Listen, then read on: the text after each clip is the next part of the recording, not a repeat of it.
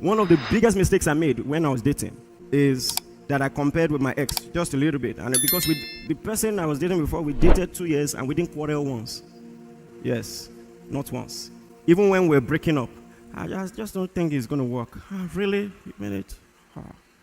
And we both cried, but we didn't exchange, we didn't, nothing, just moved on. I didn't realize that was a toxic trait.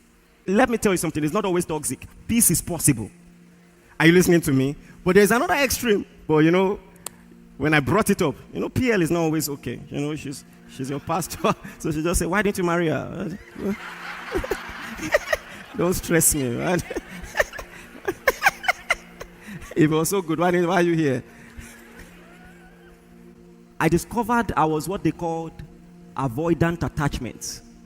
And it can be very dangerous. People like me can be very dangerous because we don't like to fight.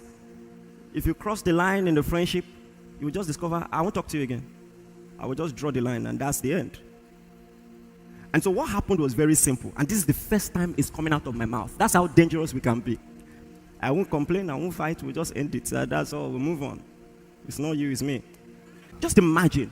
Look at all that God is doing through us by the grace of God. And now, move back maybe 15 years. And I'm trying to date someone. I have all this vision in my spirit. I know God is going to do all that he's doing now. And everybody who was around was a part of it, working tirelessly. I will always hold in high esteem the people who saw me years ago and saw the hand of God. The people who will give 5K, 2K, do you understand, to be part of it? And then we're doing heavy projects. If you know about our ministry, we've always done big things. When I was graduating, we printed 10,000 copies of devotionals and gave it free. Then, I've been crazy for a long time, you see.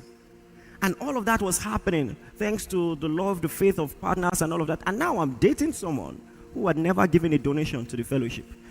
I'm not materialistic. The fellowship has always had money. I have a grace by the grace of God. Check the history of this ministry. We've never lacked.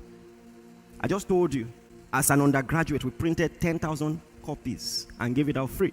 So we always had money. But I just quietly wondered, like, what is going on? But I had not learned to talk things through. I didn't bring it up. I just kept wondering. And so one day, I wanted to bring it up stylishly. I didn't know how to. So I just said, you know what? We have a project we want to do for the church. Can you loan me 15,000? We didn't need 15,000. I'm telling you, those of you who are aware, we printed devotionals every month, and it costs at least 600,000, and we did it every month without fail. And then she borrowed me the money, and then, I just kept it or something. And then months after, honestly, in my mind, I had some respite. Well, at least she could part way with money. It's not as bad as I thought. Then months after, she came to see me, and we're talking, and then we're already going, and she said, hey, about that money that I borrowed you. So I said, okay. So I went, packaged the money in an envelope. Then in another envelope was letter. I've changed. If you like, don't judge. I'm not doing again. Look at the way some of you are judging me. You don't understand. Some of you don't understand visionaries. I'm not trying to excuse it, but you don't understand visionaries. How could you not see it? How could you not be? I'm not talking about a large amount. I'm not once, let's be a part of this. 2K. If it was, okay, give me the money back, but you know what, take 2K, just add to this. Not once.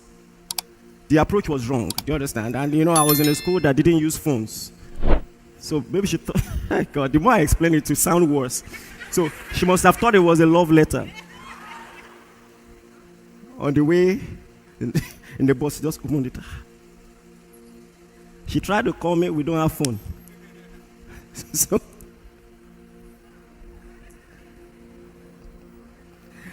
the reason I'm telling you this, listen. Now, imagine bringing that attitude into a marriage. You get what I'm saying? You don't want to talk things through. I told you last week, there's a reason women nag. You can be so poor at communication that they want any reaction, bad or good. Just react. Just show that you are alive. in this relationship, I'll take anything. If it's anger, even if it's anger. Let me tell you something. To many ladies, anger is reassuring. It means you care. Some of you know what I'm saying. Women, if you have, I'm not saying if you're like that. If you have a clue what I'm saying and you're honest, raise your hand like this. Just, you don't have to raise it up. Thank you. Something like this. I'll take it.